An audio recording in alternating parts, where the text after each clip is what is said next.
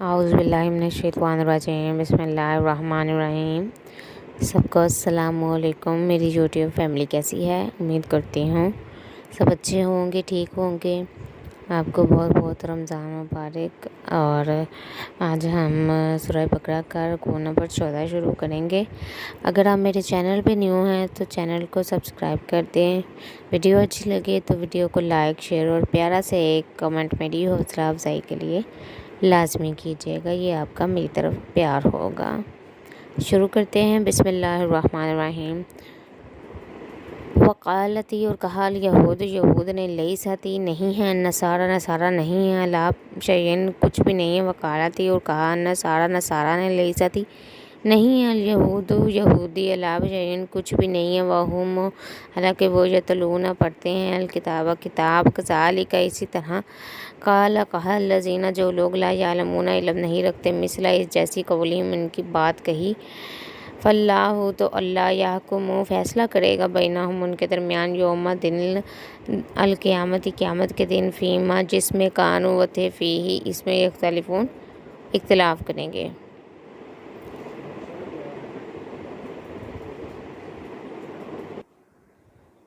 اس آیت کریمہ میں تورات میں بتایا جا رہا ہے، تفسیر میں تورات میں مسیح علیہ السلام یعنی حضرت عیسیٰ علیہ السلام کی نبوت کا ذکر موجود تھا اور یہودی اسے پڑھتے اور جانتے تھے۔ اسی طرح انجیل میں موسیٰ علیہ السلام کی نبوت کا ذکر اور تورات پر عمل کا حکم موجود تھا اور نصارہ اسے پڑھتے اور جانتے تھے، مگر تعصب اور ضد میں آ کر ہر ایک نے دوسرے کے بارے میں یہ کہا کہ وہ سرے سے کسی بھی چیز پر نہیں۔ افسوس، مسلمان بھی جب فرقوں میں تقسیم ہوئے تو ہر ایک نے یہ جانتے ہوئے بھی ایک دوسرے فرقے کی بات قرآن و سنت کے مطابق ہے اسے غلط اور اپنے فرقے کی بات کو غلط جانتے ہوئے بھی درست قرار دیا۔ نتیجہ سب کے سامنے ہے۔ لا یعلمون، علم سے مراد وحی کا علم ہے اور اس سے مراد مشرکین عرب ہیں جو وحی الہی کا کچھ علم نہیں رکھتے تھے۔ ان کے علاوہ وہ تمام لوگ جو آسمانی ہدایت سے بے بہرہ ہیں اس میں شامل ہیں، مثلاً دوہریے اور بت پرست وغیرہ۔ ان سب نے بھی یہود و نصارہ کی طرح اپنے سوا سب کو سرے ہی سے غلط قرار دیا۔ فرمایا اب ان کا فیصلہ قیامت کے دن اللہ ہی فرمائے گا۔ ومن اور کون اظلم بارہ ظالم ممن منع سے جو روکا جس نے روکا مساجد مسجدوں سے اللہ کے گھروں سے، آئیں یہ کہ یذکرہ کہ ذکر کیا جائے، فیہا اس میں اسمہ اس کے نام کا، وسعی اور کوشش کی، فی میں خرابیہ اس کی، ویرانی میں کوشش کی، اولئک یہ لوگ، ما کان نہ تھا لہم ان کے لیے، یدخلوہا کہ وہاں داخل ہوتے، الا مگر خائفین ڈرتے ہوئے، لہم ان کے لیے، فی دنیا میں خزی رسوائی، ولہم اور ان کے لیے، فی الآخرۃ آخرت میں، عذاب عظیم بڑا عذاب ہے۔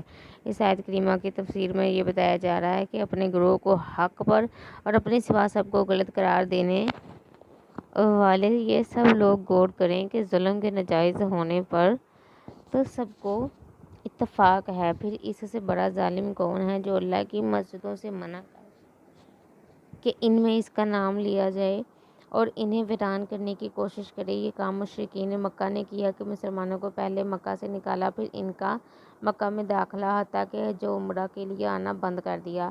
ان سے پہلے نصارہ کا ٹائٹس کے زمانے میں بیت المقدس پر قبضہ ہوا تو ٹائٹس کے زمانے میں بیت المقدس پر قبضہ ہوا تو انہوں نے یہودیوں کا داخلہ بیت المقدس میں بند کر دیا۔ یہ کیسی حق پرستی ہے! الا خائفین یعنی ایسے ظالم لوگوں کا اللہ کی مساجد کا متولی ہونا تو درکنار، ان کا تو داخلہ بھی ڈرتے ہوئے ہونا چاہیے کہ انہوں نے کوئی شرارت کی تو سزا سے نہیں بچ سکیں گے، ان کے لیے دنیا ہی میں ایک رسوائی ہے۔ اللہ تعالیٰ کا یہ فرمان سچ ثابت ہوا۔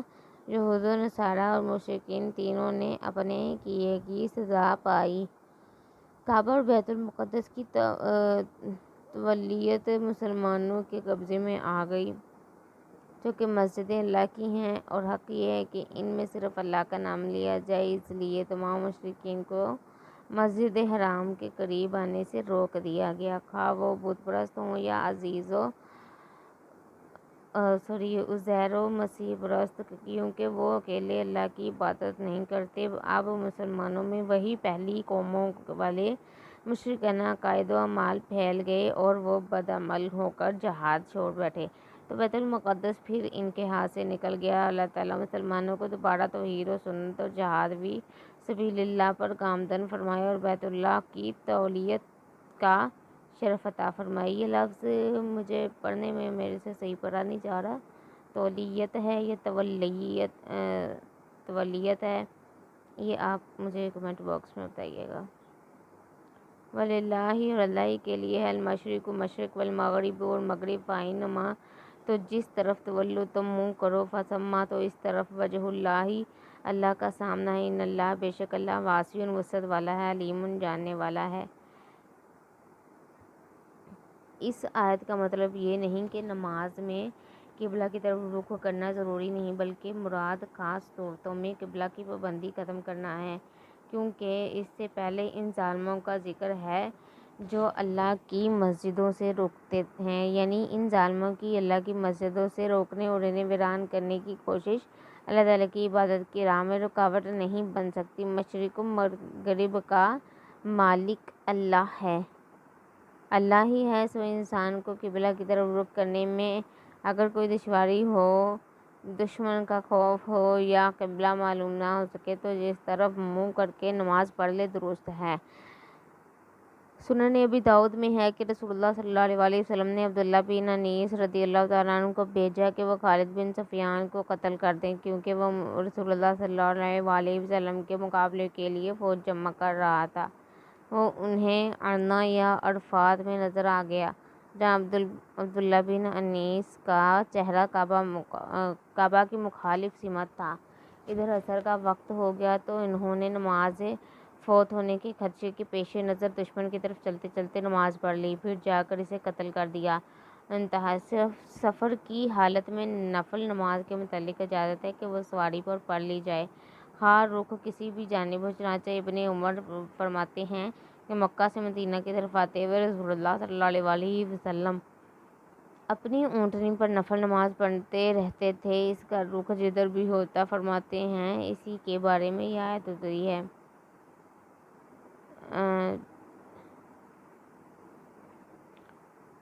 ترجمہ یہ ہے کہ جہاں بھی تم رخ کر لو بھی کیا کیا گیا ہے، یہ مجاہد کا قول ہے۔ طبری صورت میں بھی اس کا تعلق پہلی آیت سے ہے۔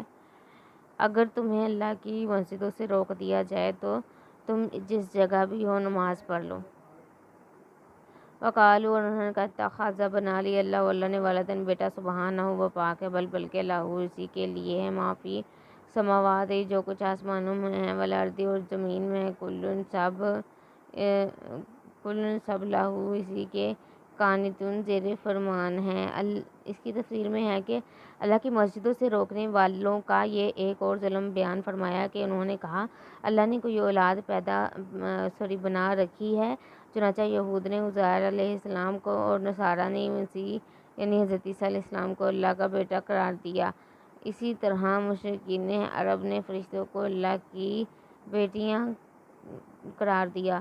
اللہ تعالیٰ نے کئی طرح سے اس کا رد فرمایا، پہلے سبحانہ کے ساتھ کہ اولاد تو محتاجی کی دلیل ہے اور اللہ اس سے پاک ہے، دیکھیے سورہ بنی اسرائیل میں۔ دوسرا یہ کہ اللہ آسمان و زمین کا مالک ہے، جس میں عزیر علیہ السلام اور مسیح علیہ السلام جو ہیں وہ اور فرشتے سب شامل ہیں۔ مالک اور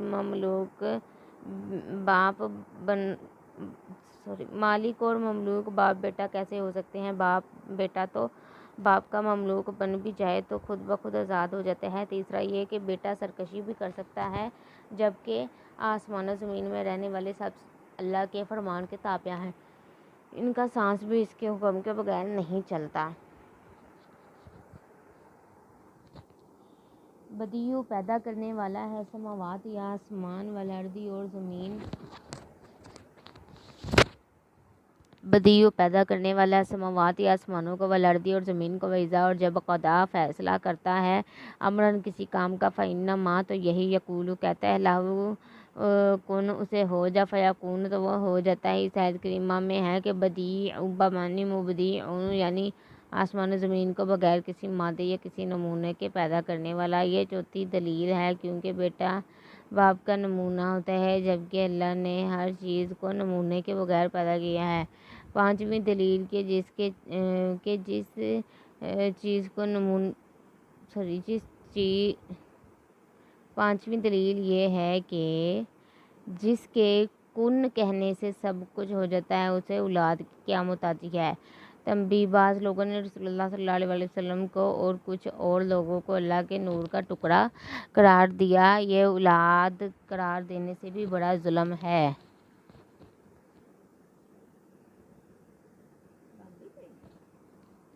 وقال اور کہا اللہ زینا جو لا یعلمون نہیں جانتے لولا کیوں نہیں یکلمون کلام کرتا ہم سے اللہ او تأتینا یا نہیں آتی ہمارے پاس آیات کوئی نشانی کذالک اسی طرح کالا کہا اللہ زینا جو من قبلہم ان سے پہلے ہیں مثلا جیسی قولہم بات ان کی جیسی بات تشابہت ایک جیسے ہو گئے قلوبہم ان کے دل قد بینا ہم نے واضح کر دیا الآیات نشانیاں قوم کے لیے یقینون کہ یقین رکھنے والے ہیں۔ اس سے مراد کفار عرب ہیں جنہوں نے اپنے سے پہلے لوگوں یعنی یہود و نصارہ کی طرح یہ مطالبہ کیا۔ مزید سورہ بنی اسرائیل اور سورہ فرقان اور سورہ مدثر میں اس کے بارے میں بتایا جائے گا، یعنی ان سب کی سوچ ایک جیسی ہے، اور فرمایا گا قرآن کریم سے رسول اللہ صلی اللہ علیہ وسلم کا صدق واضح ہے۔ اگر یہ لوگ اہل یقین ہوتے تو یہی دلیل کافی تھی۔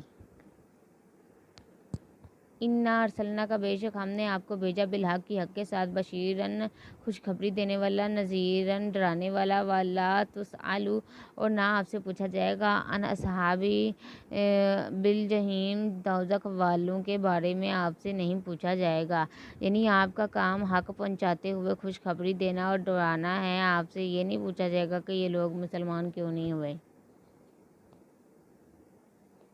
ولن ترضی اور ہرگز راضی نہ ہوں گے ان کا آپ سے الیہود یہودی ولا اور نہ نصارہ نصارہ حتیٰ یہاں تک کہ تتبعوا آپ پیروی نہ کر لیں ملتہم ان کے دین کی۔ قل کہہ دیں انا بے شک ہدی اللہ اللہ کی ہدایت الہدا وہی ہدایت ہے ولئن اور اگر اتبعت آپ نے پیروی کی اہواءہم ان کی خواہشات کی بعد وہ جو کہ جبکہ جاءک آ گیا آپ کے پاس من العلم علم سے مالا کا نہیں آپ کے لیے من اللہ سے من ولی کوئی حمایت کرنے والا ولا نصیر اور نہ مددگار کرنے والا۔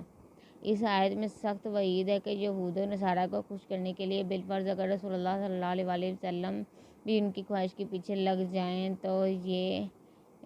تو ان کے لیے ان کے بچنے کی بھی کوئی صورت نہیں۔ اس آیت کے مخاطب اگرچہ رسول اللہ صلی اللہ علیہ وسلم ہے مگر سمجھا یا امت کو گیا ہے، یعنی مگر سمجھایا امت کو گیا ہے۔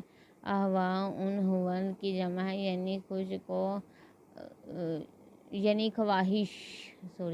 یعنی خواہش یعنی اصل ہدایت وہ ہے جو اللہ تعالیٰ کی طرف سے آئے اور وہ قرآن و سنت ہے۔ ان لوگوں کے پاس اصل ہدایت نہیں، صرف حسب خواہش بنایا ہوا دین ہے۔ بدعت کو بھی ہوا کہتے ہیں کیونکہ وہ بھی دین میں اپنی خواہش کے مطابق بنا کر داخل کی جاتی ہے، جس طرح یہود و نصارہ کو خوش کرنے کے لیے ان کی اہواء و بدعات کی پیروی باعث ہلاکت ہے، اسی طرح کسی بھی بدعتی طبقے کو خوش کرنے کے لیے ان کی اہواء و بدعات کی پیروی بھی باعث ہلاکت ہے۔ الذین جنہیں آتیناہم ہم نے دی کتاب یتلونہ کہ اس کی تلاوت کرتے ہیں حق تلاوت کرتے تلاوت ہی اس کی تلاوت کا جس طرح حق ہے اس طرح تلاوت کرتے اولئک وہی لوگ یؤمنون ایمان رکھتے ہیں بھی اس پر ومن اور جو یکفر بھی انکار کرے اس کا فاولئک وہی ہیں هم الخاسرون خسارہ پانے والے۔ تو اس آیت میں یہ ہے کہ اہل کتاب کے اعمال بد کا ذکر کرنے کے بعد اب ان میں سے نیک اور اللہ سے ڈرنے والے لوگوں کا ذکر فرمایا گیا ہے کہ وہ کتاب کو اس طرح پڑھتے ہیں کہ جس طرح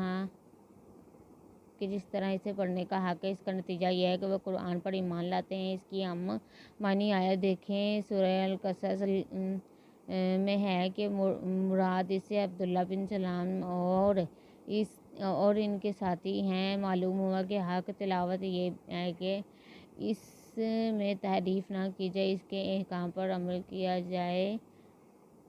قرآن کی تلاوت کا حق بھی یہی ہے۔ بعض لوگ حق سے مراد حروف کو ان کے مخارج سے ادا کرنا لیتے ہیں، مگر یہ کافی نہیں ہے۔ صدق اللہ العظیم۔ امید کرتی ہوں آپ کو یہ ویڈیو اچھی لگی ہو تو چینل کو سبسکرائب، ویڈیو کو لائک اور ایک پیارا سا کمنٹ لازمی کیجیے گا۔ اللہ نگہبان۔ اللہ حافظ۔